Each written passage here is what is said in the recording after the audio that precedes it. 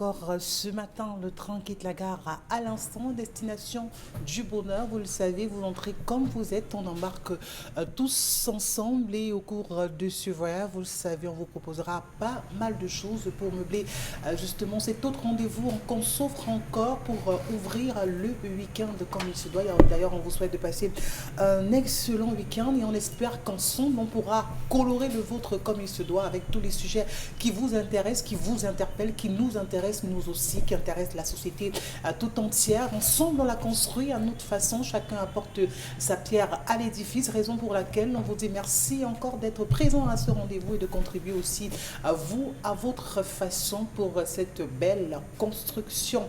Ensemble, vous le savez, jusqu'à 12 heures, accompagné de toute ma team, Charlamagne Bachou, Géraldine Mafo, Bonbon Bengan Kandé et Dominique jusqu'à 12 heures, vous serez asservis. On va donc passer, quand on parle de Dominique Audrey Oyangé, on voit tout de suite l'histoire de ce matin. Bonjour à vous, Dominique.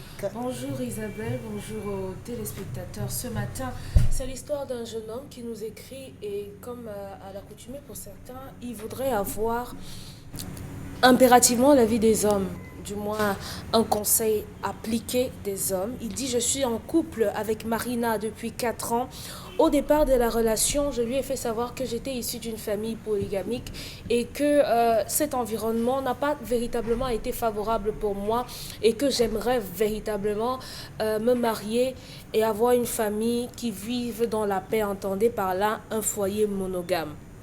Il a bâti sa relation avec cette jeune femme en lui disant tout de même que de son vivant, son papa leur a toujours dit à tous ces garçons qu'il voulait que ces garçons se marient sous le régime de la polygamie, mais lui, il n'en ferait pas cas, il se marierait comme il en aura envie, malgré le fait qu'il soit le successeur de son père.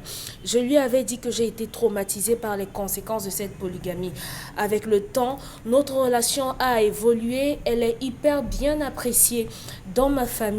Je suis prêt à l'épouser aujourd'hui, mais je souhaite respecter la volonté tout de même de mon père qui est de me marier sous le régime polygamique. Lorsque j'ai annoncé à ma jeune compagne Marina que j'étais prêt à venir demander sa main en date du mois d'août et de la doter et aller à la suite à la mairie, oui.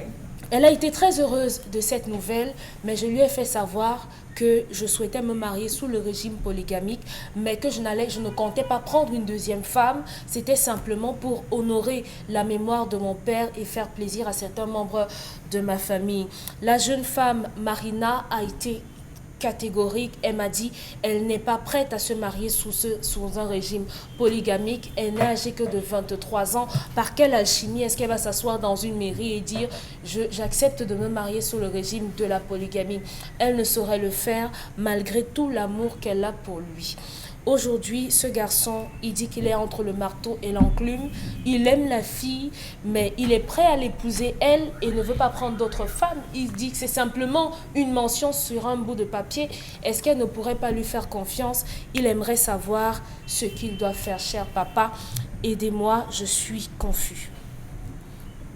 Il a 33 ans. Il a 33 ans, la fille a 23 ans. Oui. Et aujourd'hui, il veut l'épouser, mais il est contraint, ou alors il y a une seule chose qui cloche dans son esprit. Il veut d'un côté satisfaire sa femme, de l'autre, il veut honorer ses parents. On peut imaginer la situation dans laquelle il se trouve. Maman Bengan, vous qui êtes parent, vous qui êtes papa, vous qui êtes grand-père, aujourd'hui, quand on a un fils qui se pose une question pareille, d'un côté, on a sa femme, ou alors sa future épouse, de l'autre côté, on a ses parents. On est jeune, on veut prendre une décision, on dira déterminante pour la suite, parce que là, il s'agit de son avenir qu'il est en train de construire. Quelle est la bonne décision pour ne blesser ni le père, ni la compagne? Il n'existe aucune décision comme ça sur Terre. Il y a ce qu'on appelle le consensus.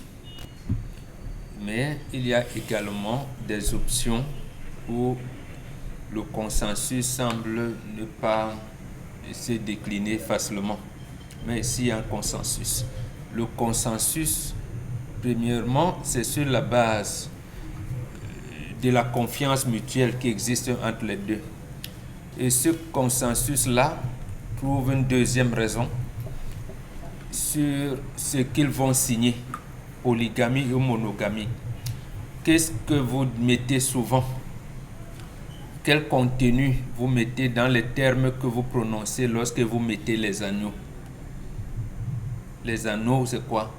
Je te promets fidélité. Donc, faudrait-il vivre dans une espèce d'hypocrisie, comme ça a été le cas que les Occidentaux nous ont donné? C'est là. Parce que chez nous, c'est la parole. Et j'ai dit à ces garçons, continue, essaye de convaincre et de lui faire savoir que oui, même si on va signer polygamie, il y a deux choses. Je te promets fidélité, tout cela. D'accord. Est-ce que sur la base du fait qu'on a signé polygamie et je mets l'anneau, tu fais autant? C'est comme ça que ça décline. Autre chose, on honore son père et sa mère pour vivre heureux et longtemps. Et longtemps. Est-ce que ce sont les parents qui doivent imposer aux enfants, vous devez obligatoirement signer polygamie, par exemple? Le mot imposer n'existe pas. C'est ce que l'histoire rapporte. Je m'en tiens à l'histoire. J'ai dit, même vous, même en couple, le mot imposer là, même ce qu'on appelle impôt, dans impôt, imposer, que vous comprenez mal, que la civilisation dite et évoluée comprend mal, c'est que même dans les impôts, avec les impôts, on vous dit toujours, il y a un moratoire, il y a ça, il y a ci, il y a ça. Ça veut dire qu'en fait, l'homme aujourd'hui s'accroche aux futilités. C'est ça les futilités. Quel est l'imaginaire collectif qui encadre le développement? C'est ça qui est essentiel. Et c'est pour ça que nous ne cesserons jamais de vous dire, nous Africains, que tout est spirituel. Et la spiritualité, dans la spiritualité, ce qui est profane et ce qui est sacré s'entremêlent dans la science. Dans la science, pourquoi? Ça veut dire que ça se démontre, ça se décline dans les faits quotidiens. Chérie, je te jure, je dois honorer mes parents, sinon tu es en train d'intégrer la famille, je ne serai jamais, je ne vais jamais matérialiser la polygamie entre nous. De la même manière que même si on est une polygamie, qu'est-ce qui te dira que quand je vais te mettre l'anneau, je te promets, je n'ai pas ma petite qui est venue, ou bien je ne viendrai pas. Donc c'est cette tabac de cette confiance-là. Mais quand on commence à soupçonner les confiances, c'est pour ça que je dis, prenons même le gars de la monogamie.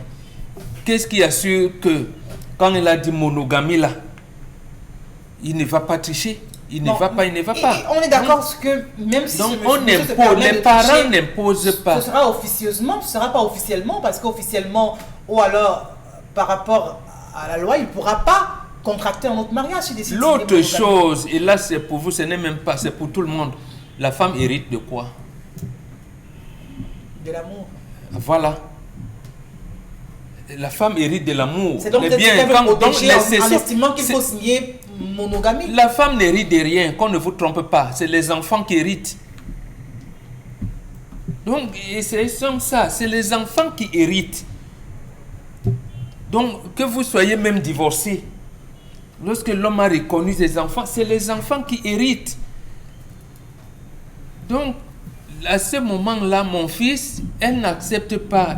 Comment on dit souvent, il est difficile de démontrer qu'on est innocent, qu'on est non coupable, qu'on est innocent dans une affaire. On vous dit, on vous accuse d'avoir dérobé l'argent de Dominique Audrey. Vous ne l'avez pas fait. Comment vous avez prouvé? Vous allez prouver que vous n'avez rien fait. Vous avez lu, c'est vous qui avez, vous étiez à l'école, vous l'avez lu, Frank Kafka. Le procès. On ne sait même pas pourquoi le gars veut, parce qu'il pense qu'il va justifier l'innocence.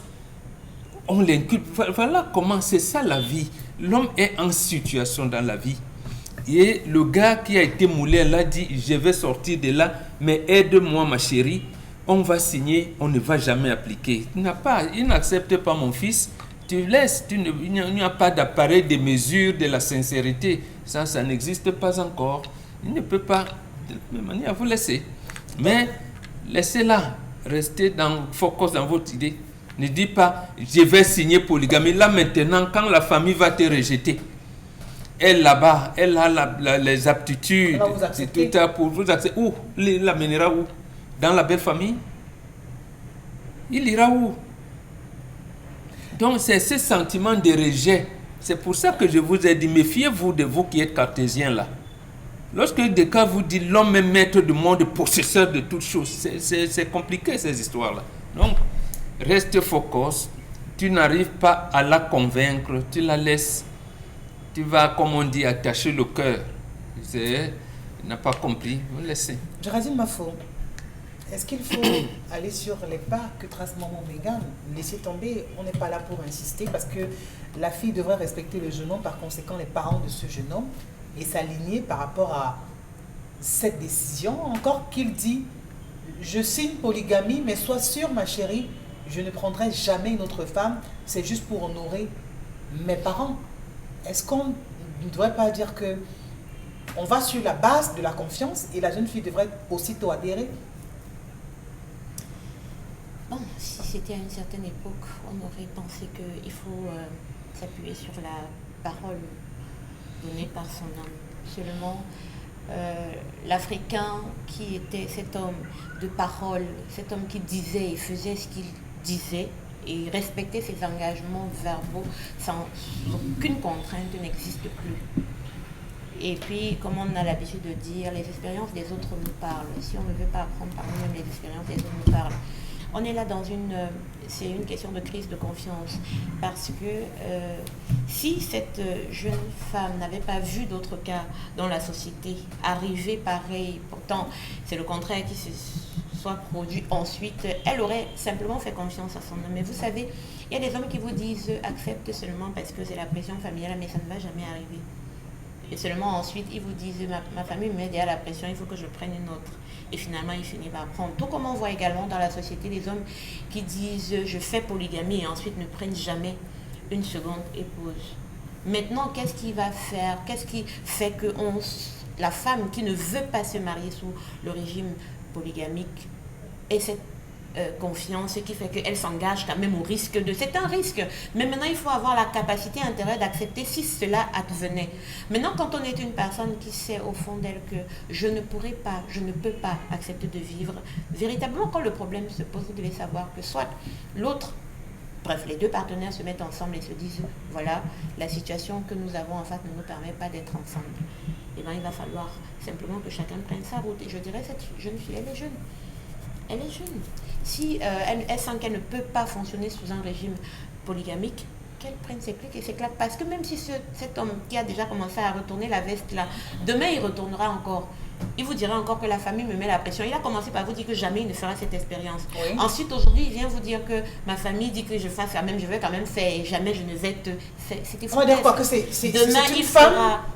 C'est une femme, peut-être cet homme, il a des réactions, n'arrive pas à être garçon, à être viril dans ses décisions, à ne pas dire oui, je ferai ainsi et se comporter de la sorte. On a l'impression qu'il est manipulé, c'est ça? Ce n'est pas qu'il soit tant manipulé, c'est en fait quelqu'un qui est ballotté dans les valeurs qu'on partage aujourd'hui.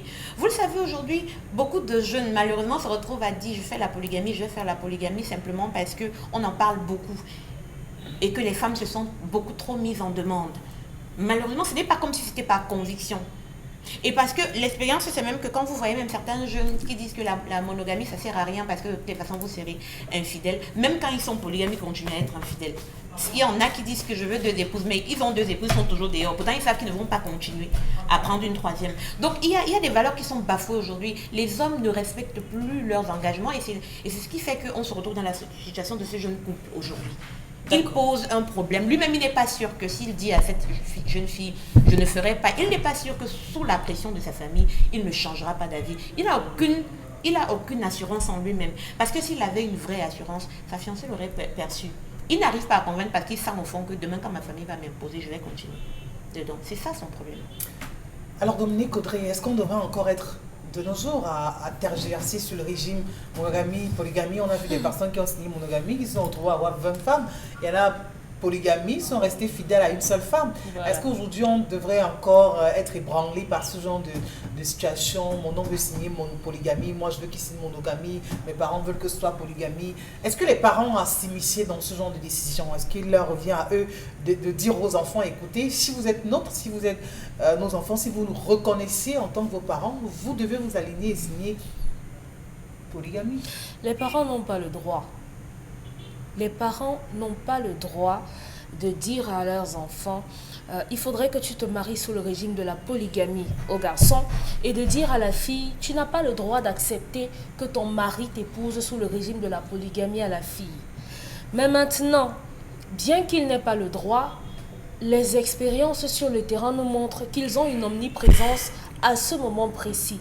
Que ce soit pour le régime ou bien pour la gestion des biens communs ou biens séparés, on a encore une fois le regard de la famille et des parents là-dessus. Et c'est malsain.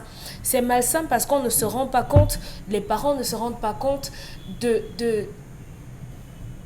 du mal qui s'installe dans la relation dès le moment où on a imposé à son fils d'imposer à sa partenaire ce genre de choses. Mais le régime se décide à deux. C'est ce que je vais dire à ce garçon. Si vous aimez vraiment cette femme, prenez la peine d'en discuter véritablement avec elle. Il y a la différence entre une femme qui est d'accord pour faire la polygamie et une femme qui accepte la polygamie. Il ne faudrait pas que vous vous retrouviez avec une femme qui s'est retrouvée dans cette histoire par que faire, puisque je vous aime et que vous voulez faire la polygamie et que je ne veux pas vous perdre, je me retrouve simplement je me marie comme ça. Parce que la conséquence sera qu'elle sera une mauvaise femme dans le foyer qui va venir avec une autre idée, une autre vision qui sera différente de celle du mariage.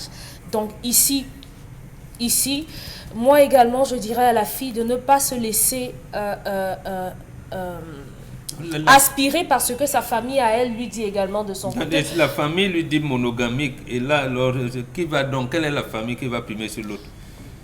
Ce sont les deux qui décident, au final. Voilà. Parce que la fille de son Mais côté, qu'est-ce que la sa fille doit famille... faire? Est-ce qu'au nom de l'amour, elle se dit pas, c'est mon homme, il m'a accepté, je me lance? Est-ce que la vie, c'est pas aussi des risques? Elle pourrait. Comme Moi, j'ai toujours dit que la polygamie, je pense que c'est quelque chose de circonstanciel. Il y a des raisons qui peuvent pousser un couple à décider spontanément ou bien de façon arrangée de faire la polygamie. Est-ce qu'on ne dira pas qu'elle est aussi trop jeune pour commencer à s'embarquer dans... Il n'y a pas d'âge, Isabelle Carole. Si vous sentez une relation, même si vous avez 18 ans, faites-le. Même si vous êtes la 5e épouse, allez-y. Même si on a vu des cas. Et lorsqu'on regarde les jeunes femmes qui se sont lancées dans cette polygamie, à première vue, elles n'ont pas de problème. Mais vous décriez tout de même l'attitude des parents. Oui, je décris. Les parents n'ont pas imposé. Je peux rencontrer un homme qui me dit « Oyengelek, moi, je voudrais qu'on se marie sous le régime de la polygamie. Parce que moi, j'aime ça, ça me plaît. J'ai toujours voulu avoir un harem de femmes. J'ai toujours eu envie d'avoir plusieurs enfants et tout. Et maintenant, c'est à Oyengelek de voir si elle se sent capable d'accepter de vivre avec cet homme 2 jours par semaine. Mais quelles sont les grilles qui permettent à Oyengelek d'accepter la polygamie? C'est moi qui sens. Oui, puisque cet homme n'a pas expérimenté la polygamie, quand il vous propose... Non, il a dû le vivre quelque part. Il a vécu l'expérience de la polygamie dans l'histoire. Non, je parle de... Il a dit qu'un homme vient, il préfère qu'un homme qui vient lui dire à son âme et conscience. Maintenant, quels sont cet homme-là? Quels sont les arguments que vous avez pour savoir s'il va réussir ou pas la polygamie? Bon, ça ne se mesure pas. Voilà, il y a des familles donc... où les parents sont monogames, mais votre fils vient vous dire que moi, je décide d'être polygame. On a eu des débats ici sur le plateau où, après avoir écouté Charles Hamel, les hommes ont dit véritablement, nous, on va décider de faire la polygamie. Mais dans leur famille, il n'y a jamais eu de polygamie. Donc, on peut rencontrer des hommes comme ça qui réussissent à vous amener à comprendre que, au-delà de ce que la société nous présente comme vice autour de cette polygamie, il y a du bon là-dedans et je voudrais qu'on le fasse ensemble parce que je t'aime, je te veux, mais je voudrais aussi que tu me permettes d'avoir d'autres femmes. Donc c'est à chacune de voir si elle se sent capable d'assumer Et si vous ne pouvez pas, simplement vous partez. Donc essayez encore de convaincre la jeune femme. Il n'y a pas de garantie que vous ne prendrez pas d'autres femmes.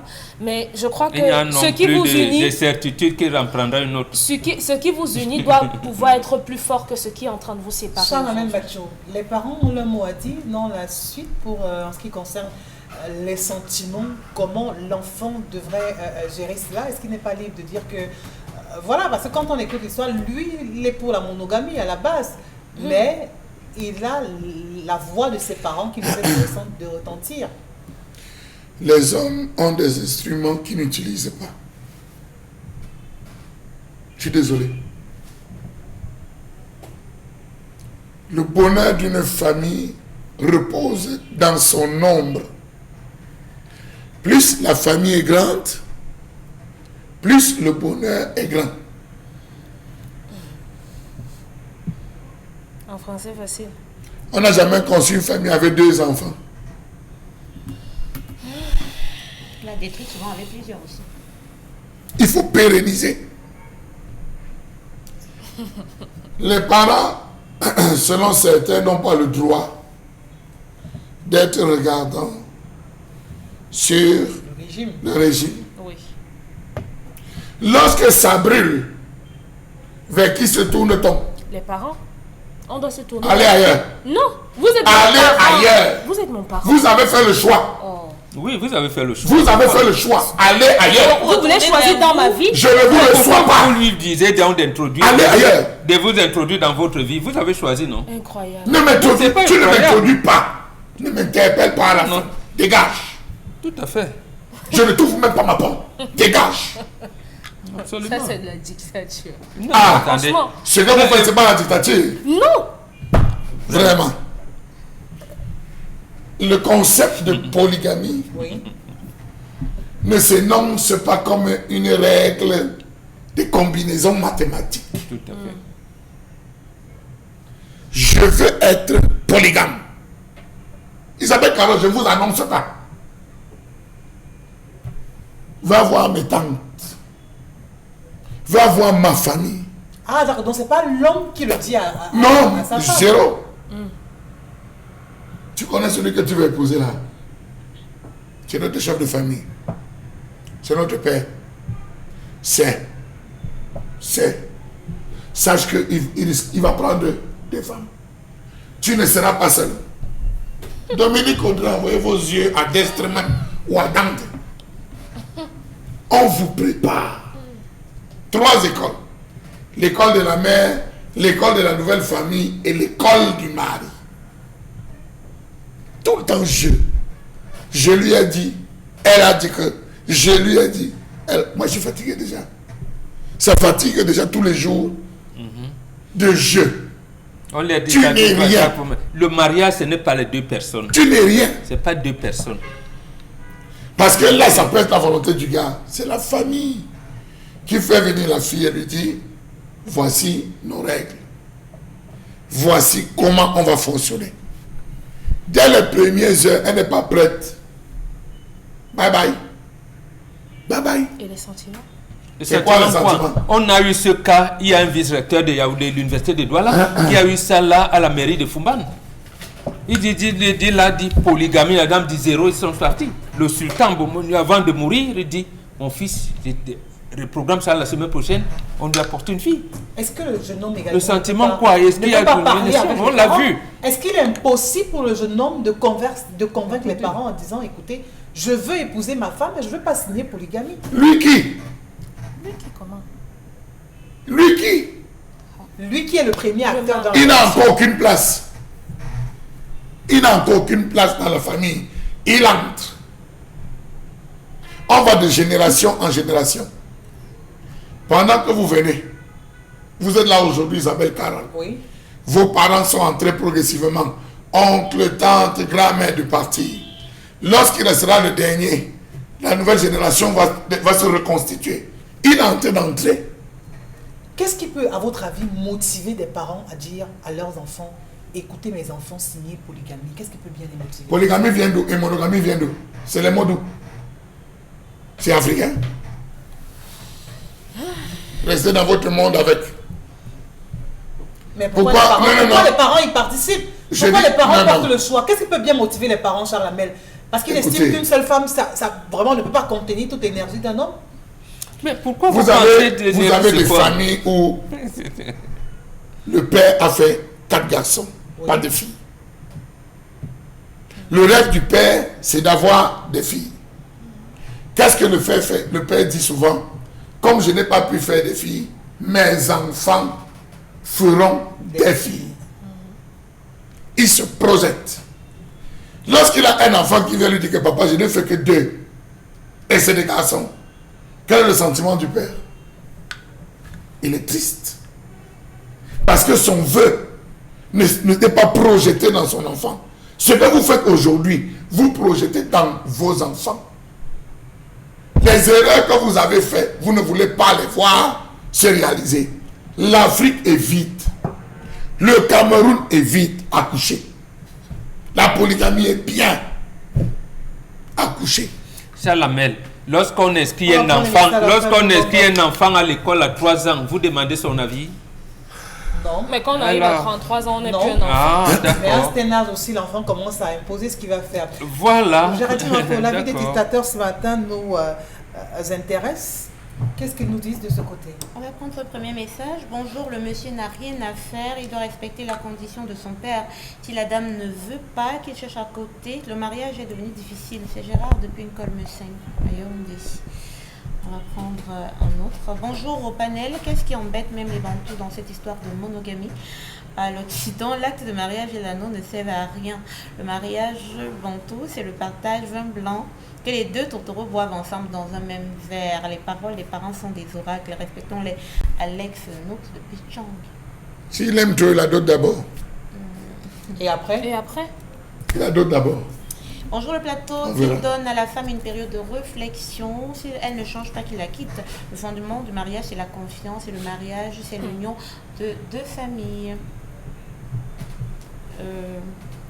Bonjour le Zénith, même si le garçon admet la monogamie, par la suite, notons qu'il est successeur de son papa qui fut polygame. Donc d'une façon ou d'une autre, il est polygame d'après l'héritage, notamment des femmes de son père.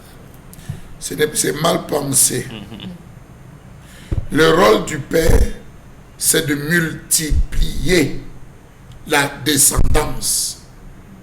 Lorsque vous entrez dans la famille Mbakop, on vous dit la famille Mbakop, c'est 400 têtes.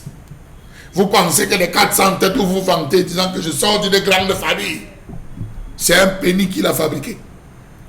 Et il faut savoir, je parle là comme un bantou, c'est un pénis qui l'a fabriqué. Aujourd'hui, vous dites, je n'accouche pas. Je n'accouche pas.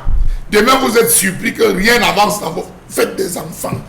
Accouchez. On peut continuer.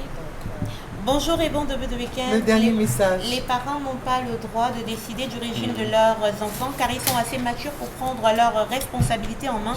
C'est Raoul depuis Bankim. Mais ils ont le droit de les assister. Vous émettez des avis en tant que parents et en tant qu'adulte, on juge de l'opportunité de prendre cet avis en considération. En tant qu'adulte, jugez de l'opportunité de régler vos problèmes aussi. Vous êtes nos parents et vous allez nous c'est comme ça. Donc, c'est-à-dire, ils sont là pour résoudre les problèmes. Un homme de 33 ans, vous voulez encore lui dire quel caleçon il doit porter pour aller au travail? Je connais une maman. Pourquoi il n'est pas en mesure de résoudre les problèmes? Une maman qui s'était opposée à un mariage. Qui s'était opposée à un mariage. Son fils a dit, j'assume, je fais le choix. D'accord. 5 mois après le mariage, la mère était sur l'axe lourd tous les jours pour venir résoudre les bagarres et tout. Et finalement, la maman est décédée dans l'accident de Tchang. Et parce que dans la à cause des conneries comme ça. Également. À cause des conneries. Il n'a pas écouté les paroles de la mère. La mère, allez, on va s'arrêter là et passer à l'autre rubrique de ce programme. C'est la colère. Faire la même chose.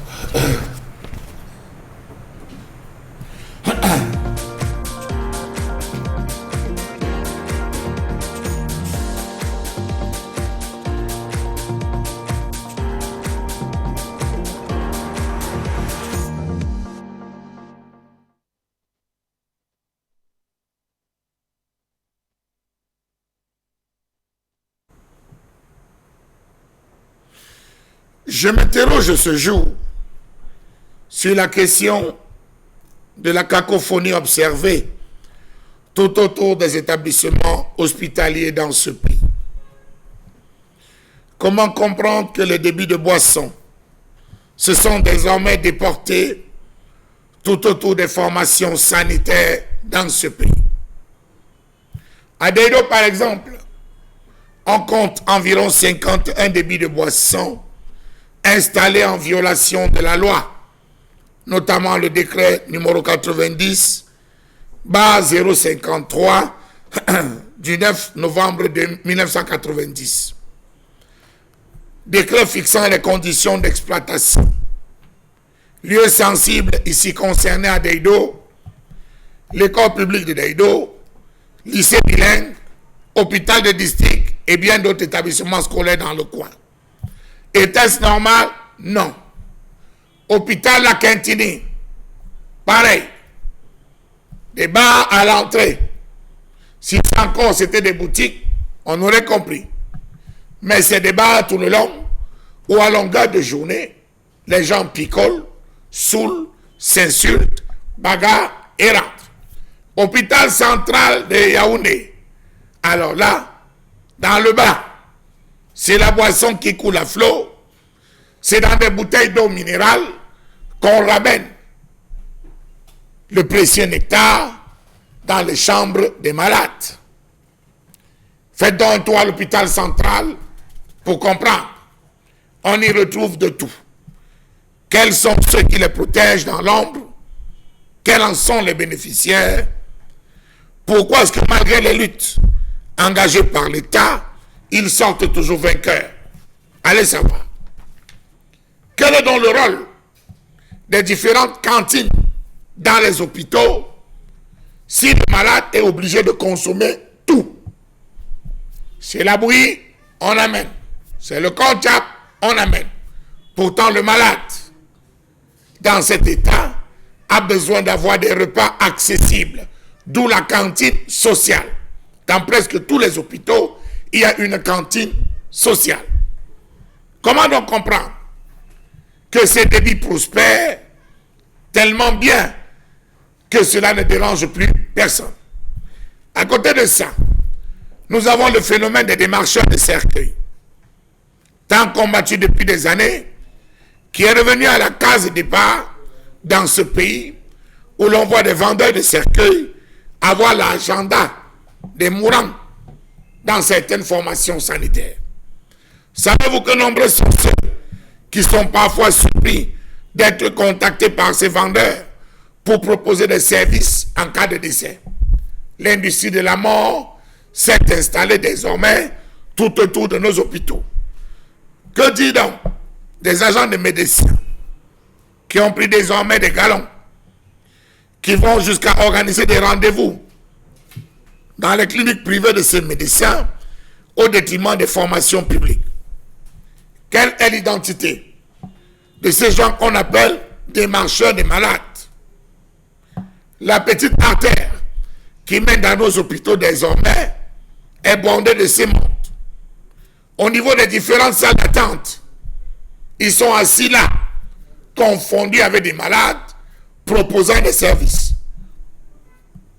Vous ne pouvez pas voir le docteur aujourd'hui, je peux vous arranger un rendez-vous. Il consulte tous les jours à la gare de Sengue. Il consulte tous les jours à Valet 3 morts. Il consulte tous les jours à Valet 3 boutiques. Il consulte tous les jours à Lopom, à Ndogbon, à Logbessou.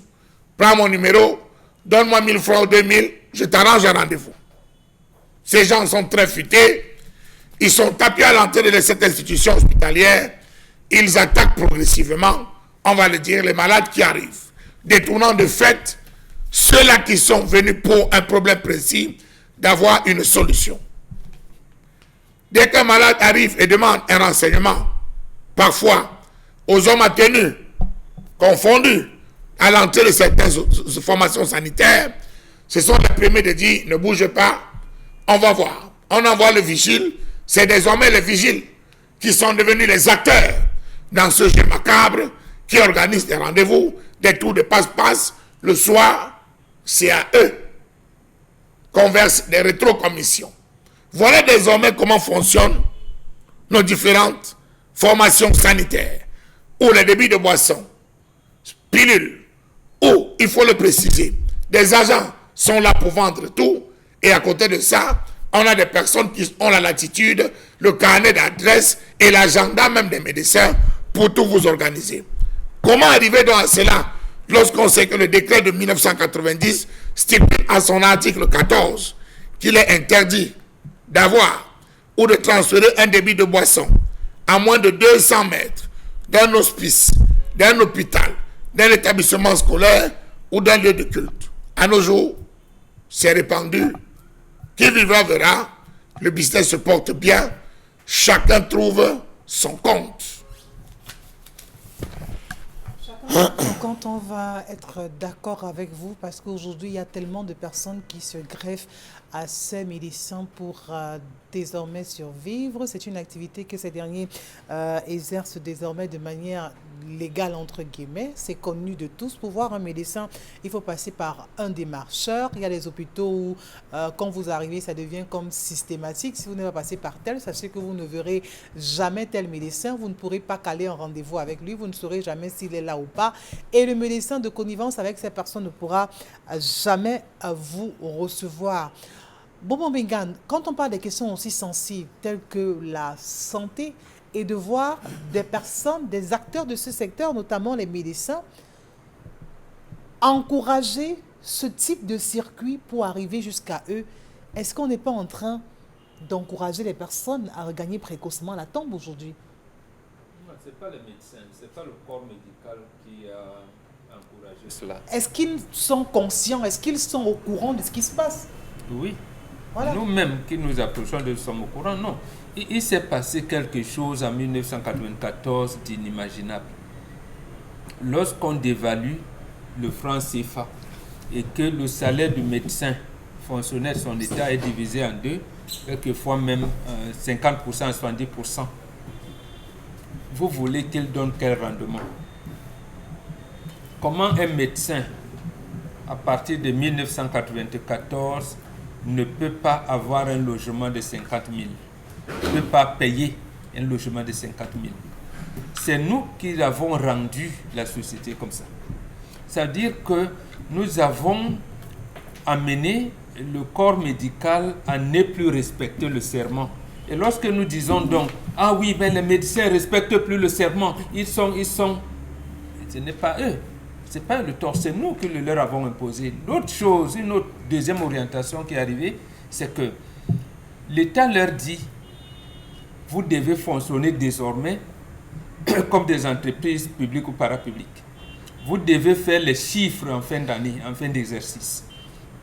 Et lorsqu'on vous demande de faire des chiffres de l'ordre de 2 milliards et que pour les frais de fonctionnement, on vous donne 20 millions, l'argent de consultation, des carnets, de tout ça, c'est dans une caisse unique qui remonte et qui revient. Vous avez 20 millions pour y faire de l'hygiène, c'est-à-dire que même l'achat des tubes à essai ou des réactifs dans les laboratoires, le traitement même des déchets médicaux qui sont des déchets d'un autre ordre, vous ne pouvez pas. Vous faites comment? À la maison, vous avez des maux de tête parce que l'enfant n'est pas allé à l'école, parce que le bailleur est là, parce que... Voilà les situations que nous avons créées, nous-mêmes, le corps médical. Et par rapport à ça, donc, le gars, le médecin, l'infirmier, il négocie. Isabelle Carole, tu m'avais dit l'autre jour, on va aller à une clinique, est-ce que je peux faire des vacations? Est-ce que... Oui, on commence donc à voir. Et maintenant, on leur dit, il y a ce qu'on appelle le code, la quote-part. Donc oui, le médecin, vous avez eu par mois 20 consultations. 20 consultations à raison, puisque c'est des hôpitaux publics, de 650 francs la consultation, le carnet et tout ça. Bon, c'est sur la base de ça qu'on ajoute, qu'on vous définit votre quote-part et on ajoute au salaire qui est d'abord minime. On vous ajoute. Vous êtes obligé d'arrondir. Vous êtes obligé. Donc, en réalité, c'est nous. C'est nous. Quand je dis nous, je parle du gouvernement. Oui. Du gouvernement qui est le bras armé de l'État. Et c'est le gouvernement qui apporte les solutions aux problèmes qui se posent dans la société. Donc, lorsque le gouvernement met le corps médical dans une situation de précarité. Et je termine par là. Vous avez entendu le docteur Yves Basson et le docteur Kamta. Quand ils ont dit pourquoi ils ont créé le syndicat des médecins publics. Ils ont dit, mais en fait, lorsque nous parlons de l'amélioration de nos conditions de travail, nous n'avons même pas parlé de l'amélioration du salaire, mais nous avons dit qu'on doit faire en sorte que le peuple camerounais passe de la prévoyance à la sécurité sociale, comme ça a été imprimé par le gouvernement. Donc, que prochainement, le citoyen camerounais, le malade, le patient qui vient à l'école, soit encadré par la sécurité sociale. Parce qu'il nous arrive, nous-mêmes, d'enlever notre argent, de payer même les prêts pour d'aider tel patient, d'aider tel autre, sans oublier nos propres familles qui nous disent docteur, vraiment je n'ai rien. Voilà dans quelle situation nous nous trouvons. Donc en fait, moi ce n'est pas à eux, parce que c'est nous qui les avons contraints à la paupérisation et dans cette situation, je l'ai dit, alarmante, mais c'est encore nous que nous souffrons. D'accord, mais je veux comprendre avec vous, Dominique Audrey, comment on fait pour arriver à de telles situations? Est-ce que c'est la précarité dans laquelle se retrouve aujourd'hui le corps médical, les populations également, qui font en sorte que même les malades aujourd'hui soient fragilisés? Vous avez votre parent, vous avez un proche qui soit dans une situation vraiment de maladie, que vous avez des gens qui arrivent, vous commencez à vous prospecter pour le cercueil. Honnêtement, j'écoutais ça, mais pour avoir vécu cette situation, je suis tombée des nues. C'est-à-dire que vous êtes couché, on vient vous dire, madame, écoutez, vraiment, la personne arrive, vous vous dites, peut-être il y a une information, peut-être que c'est une ordonnance, peut-être que... Mais il vous parle d'un cercueil. Honnêtement, si vous n'avez pas de la retenue, vous allez très mal vous comporter aussi. C'est un Camerounais qui cherche son pain. Mais de quelle façon? En vous parlant de ses produits, les différentes gammes de cercueils qu'il a. Souvenez-vous qu'en 2016, le professeur Ndjok, si je ne me trompe, s'en est justement offusqué en étant en 2016 en disant « Il n'est pas bon pour le mental d'un malade d'arriver et de voir à l'entrée de l'hôpital qu'il y a déjà le cercueil. Donc, s'il ne sort pas sur les pieds, il va sortir dans un cercueil. » Qu'on le veuille ou pas, ça a un impact psychologique et ce n'est pas bon d'en avoir autour d'un hôpital. À côté de ça, Charles Hamel a évoqué la question des bruits. On ne le sait peut-être pas, mais pour des personnes déjà malades, les bruits ont un impact également. Même pour des personnes saines, je peux vous rassurer que les nuisances sonores, c'est un réel problème. Voilà, ça nuit. Imaginez, on a des médecins qui sont au bloc opératoire et là, on vous met une de ces musiques, les musiques compliquées qu'on a tous ces temps-ci. On aura des médecins qui seront distraits. On aura le personnel qui sera distrait et on a le malade qui est encore plus affaibli par la qualité de ces bruits-là. Donc, les institutions qui nous gouvernent ont un devoir. C'est déplorable d'observer ce qu'on voit. Que quelqu'un vienne ouvrir un bar à côté d'un hôpital. Qu'on vous vende des cercueils, des gerbes de fleurs à côté d'un hôpital. Qu'on vende les médicaments de la rue à l'entrée d'un hôpital. Parce que la personne qui vous fait les soins va vous dire, s'il n'y a pas ça à la pharmacie, vous sortez, vous allez au portail, juste là à l'entrée, vous allez voir un monsieur, il a les médicaments dans les cartons, achetez ça là-bas. Le voir à cet endroit-là, ça légitime l'existence de ces médicaments de la rue. On aura beau faire des campagnes, faire des communications, brûler des médicaments. Et qui vous envoie? La voix autorisée qui vous dit allez demander Massayo, par exemple. Demandez Massayo. Là-bas, vous lui dites que c'est docteur Nathalie qui vous a envoyé. On va vous servir le produit là-bas à cet endroit. Parce que oui, à cet endroit également, il y a des rétrocommissions qu'on va leur donner. Donc aujourd'hui, l'hôpital, loin d'être l'endroit où on va pour retrouver la santé, c'est un lieu de commerce. On vous vend tout, on vous vend votre vie après la mort. Imaginez-vous dans ce beau cercueil, dans cette belle couleur de manche de cercueil. Imaginez le voilage de votre cercueil, ce sera beau. On vous vend tout ça. Et malheureusement, ça n'aide pas les malades. On n'est pas contre les personnes qui vendent les cercueils ou bien les personnes qui ont des débits de boissons, mais l'endroit n'est pas indiqué. Et je ne sais pas, c'est certainement du ressort de la mairie de s'assurer de la non-installation de ces petits commerces-là. Donc, ils ont un rôle à jouer, un rôle important. Il faut déguerpir toute cette personne comme on a pensé à le faire en 2016. Charles Hamel Badio, qui est censé veiller à l'application de ce décret de 90 où on ne devrait pas avoir des débits de boissons, que ce soit auprès des formations hospitalières, des écoles et autres aujourd'hui. Parce qu'on est curieux de voir quand même que ces bars qu'on décrit autour des formations hospitalières sont toujours bondés de monde, peu importe l'heure. Oui. Je vous assure, j'ai jamais compris. Vous avez même des malades qui vont boire. Vous avez des malades qui vont boire. Ils sortent comme Et ils s'ils reviennent allaient encore marcher. Ils reviennent se coucher. Docteur, j'ai froid. Charles Amel. Docteur, j'ai froid. Tu sens la bière, il dit, oh, c'est mon frère qui a bu. Oui. Charles Amel, c'est sérieux ça? Je vous dis, j'ai visité un malade, il avait la bière dans les bouteilles minérales. Regardez que je suis ici depuis 2 mois. C'est qu'un malchance, moi je ne vis pas. Si c'est la mort, que la mort vienne. Dis donc, donnez-moi mais une. Qui va acheter? Oui. C'est pas de malade. Ça traverse qui? Le vigile et le policier. C'est grave. Dans toute la zone que vous voyez, les hôpitaux, Oui. il y a des laboratoires et des pharmacies.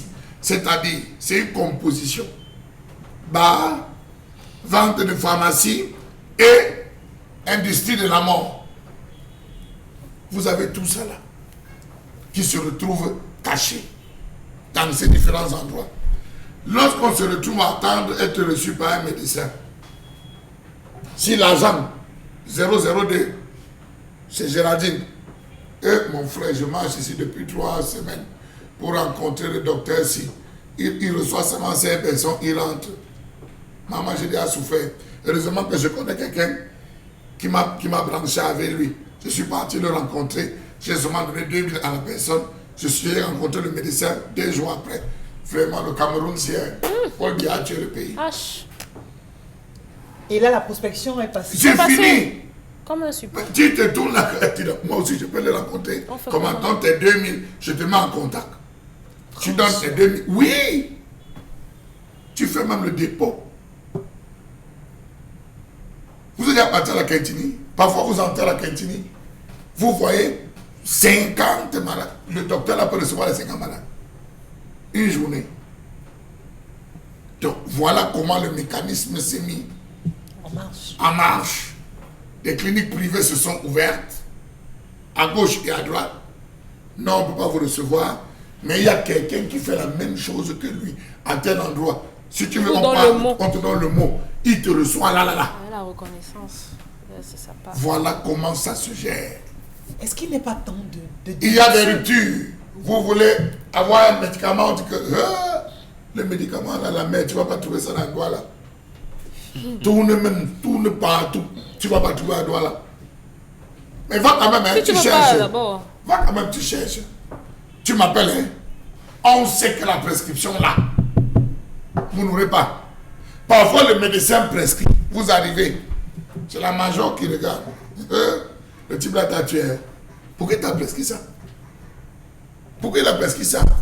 Madame, je connais quelque chose qui est fort. Ah, si vous voulez, hein, suivez ce que le médecin a dit. Je connais.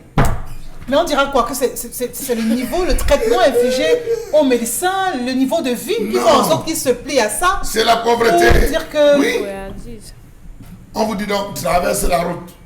Tu comptes 3 barres. 1, 2, 3. Tu entres à ta gauche. Tu vas voir un monsieur assis. Il est assis à côté du baffle sur la porte. Va le voir. Tu dis que c'est moi qui t'appelle, qui t'a envoyé Honorine. Tu arrives, bonjour. Vraiment, monsieur, excusez-moi. Vraiment, le dos est chaud. C'est Honorine qui m'a envoyé. Viens. Ne parle pas fort, viens.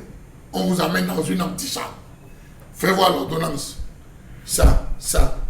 L'autre, si tu vas aller avoir ça à Bépanda, tu connais peuple. Il y a un père là-bas, peuple. Tu vas arriver, tu vas trouver. Voilà comment c'est structuré. Des dos. Ça veut donc dire que ce sont des réseaux bien huilés qui durent depuis des années. C'est plus vieux même que l'hôpital à Quintini. Ou l'hôpital de Deido. Les gens vont avoir l'impression qu'on ne parle que de l'hôpital à Quintini. Non. Le professeur est en train de faire un travail vraiment remarquable à l'hôpital à Quintini. On lui tire un coup de chapeau. Ça, c'est important. On n'est pas en train de tirer. À Deido, c'est 51 bars. Encerclé. Je dis Deido est littéralement encerclé. Vous faites comment? C'est l'autorité administrative qui sait qu'on ne doit pas construire les débits de boissons à côté des établissements scolaires, qu'on ne doit pas construire les débits de boissons à côté de la morgue, des centres de santé. Ils le savent et c'est l'autorité administrative qui délivre les agréments d'exploitation des débits de boissons. Mais Djarazi Mafou, qu'est-ce qu'il faut donc pour que cette autorité administrative qui est pour Momo Mbengan puisse réagir? Quand on regarde même simplement le plan d'architecture, de construction de ces hôpitaux, vous avez des hôpitaux où la morgue pratiquement juste avec la salle des malades aussi. Est-ce que dans l'architecture, au moins, ça devait être de la sorte? Vous voyez des corps à longueur de journée qui sillonnent là comme ça, des familles en détresse en train de pleurer. Pourtant, vous êtes dans une situation préoccupante où vous avez besoin d'espoir, mais on vous colle le désespoir à votre dos. Moi, je suis arrivée dans un hôpital avec mon frère très malade. Et on nous a... Un seul garde malade devait accompagner le patient pour qu'on fasse les premières consultations. Et on était assis là à l'accueil. Et c'est des lits avec des morts qui sortaient et étaient placés là devant nous. Sans égard. Je dis, et vous savez, vous êtes là, vous avez un malade. Vous avez la panique qui vous a saisi, mais on met 3 lits. Et puis chacun vient, enfin, il faut rester là peut-être 30 minutes avant que les gens ne viennent porter. Ceux qui décident de mettre à la morgue de cet hôpital, ceux qui décident de partir. Vous pensez que les gens ont conscience de l'incidence psychologique que cela crée? Non, si on en a conscience, on ne peut pas imposer ça aux gens. Et c'est pour ça qu'on dit que quand les gens ne sont pas mis à leur place, quand vous prenez le menuisier, vous mettez à la place du charpentier ou bien du plombier, vous pensez que ça va donner quoi? Ça ne va rien donner. Chacun devrait être à sa place parce que au moins à sa place, encore qu'il faudrait que les personnes du domaine mis à leur place aient la pleine conscience et qu'ils ne soient pas juste des marchands et des commerçants et des personnes corrompues. Parce que quelqu'un qui est dans un hôpital, qui est du corps, qui sait comment on lui a appris le tact et la façon d'annoncer certaines nouvelles et de prendre en compte le volet psychologique, ne fera pas se comporter de la sorte. L'hôpital de la Cité des Palmiers. Allez voir. On y reviendra juste le temps pour nous de souffler dans ce programme. Il est 10h passé de 58 minutes. Une petite pause s'impose.